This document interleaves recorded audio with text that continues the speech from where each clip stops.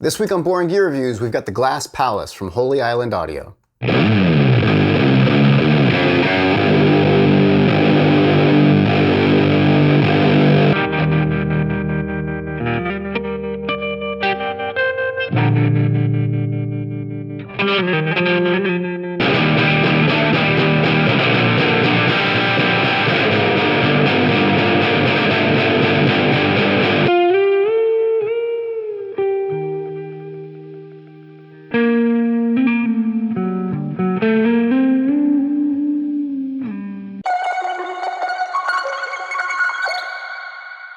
Holy Island Audio is a pedal manufacturer based out of Cardiff, Wales, and their most recent release is the Glass Palace.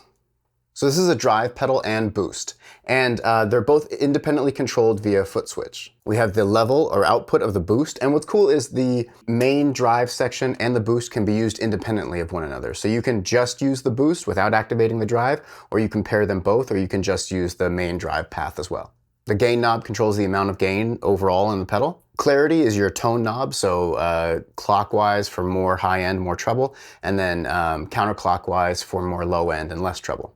And then volume will control the output of the pedal from the primary drive section while it's on.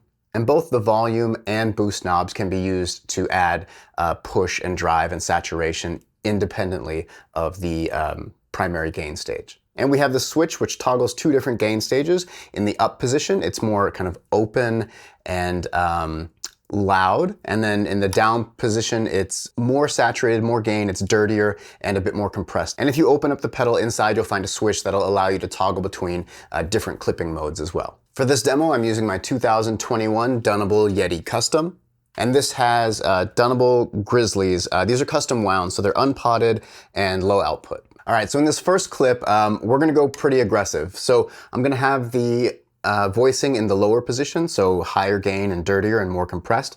I'm gonna have the boost around 2 o'clock and the gain around 11 o'clock. So there's gonna be some saturation anyway. The other thing, I'm gonna completely max out the clarity and the volume. So this guitar, the Dunable guitar in particular, is a very low-end heavy guitar. So most of the time when I use this guitar, I want a lot of high-end options in my pedals or my amps, regardless of what they are. And the way this tone control works on the Glass Palace is really, really gorgeous. So not only does it add high-end, but it adds kind of clarity or definition. I don't know how that works, but it does. So it'll really, really help the notes stay defined, even though the overall tone is going to be really, really thick and heavy. Part of the reason that is the case is because I'm maxing out the volume. You'll notice oftentimes when I demo dirt pedals, I will crank the volume. There's something different that happens when you max the volume on a dirt pedal as opposed to maxing the gain or distortion knob. They're both awesome, but they have totally different characteristics. So when you have a distortion pedal, always obviously be careful of your amp. You don't want to blow your amp. Experiment with how the gain staging works in combination with the volume and the actual gain control. So I find that a lot of times if you max volume or push volume really hard in a distortion pedal, you get this very crumbly kind of tube saggy thing happening that I don't find you usually get from just the gain knob. So I love this sound. The first section will just be the drive, and then about midway through, I'll click on the boost and you'll hear how much more forward and pushed the sound gets. And I'll be pairing that with the Meris and Bliss Audio CXM 1978 reverb. I'm gonna be using this as like a kind of like a large, somewhat modulated reverb behind the distortion.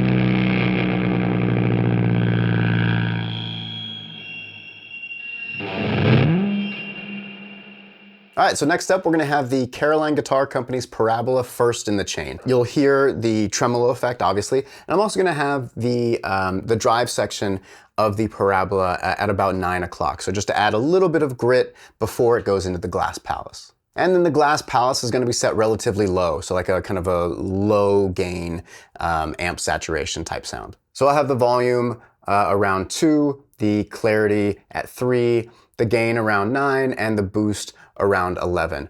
And I'm gonna have the voicing switched up, so more open, a little louder, a little clearer. And lastly, the CXM 1978 is coming back as just like a small plate reverb behind everything. So you're gonna hear in the first section the primary drive and the Parabola tremolo. This is a really great, warm, rich sound. So then I'm going to turn off the Parabola and turn on the boost section. And this is, you'll hear, it just really thickens it up without getting too intense or aggressive. And it makes for a very thick, full, rich, semi-broken up sound. I really, really love this sound. It's awesome.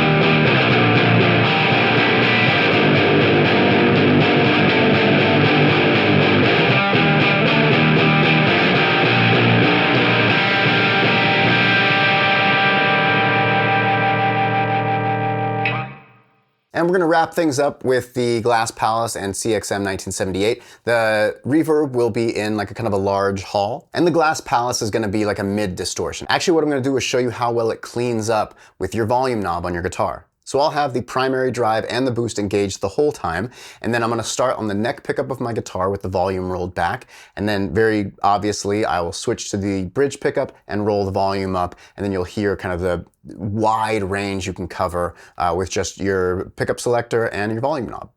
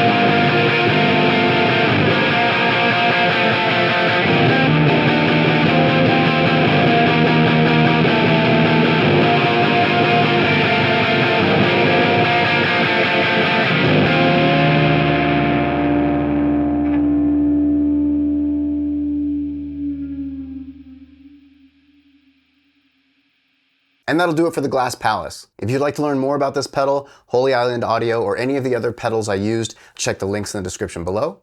One of the reasons I think distortion is probably my favorite effect, it's hard to call it an effect, but it's a pedal, so I'm gonna call it an effect, is because of how versatile it is. And everything else kind of depends on the bass tone of your instrument, and drive will really help shape and dial in so much character other than just the clean guitar or bass or whatever sound.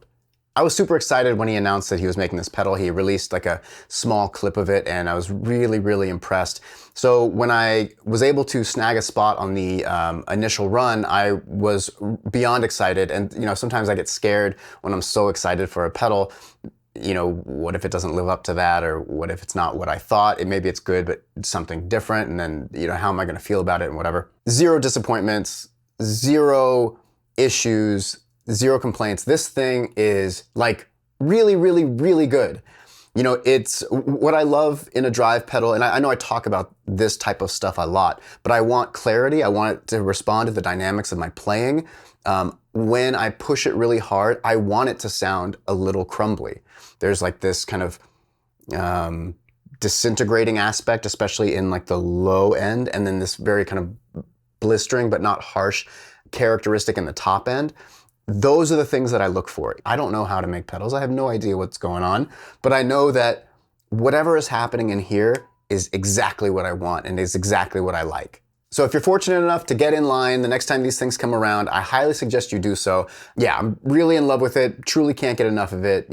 A+. Thank you guys so much for watching. If you enjoyed this content, please consider subscribing. And if you're already subscribed, thank you. I heart you. As always, everyone, thank you so much for watching, and I'll see you next week with another video. Peace.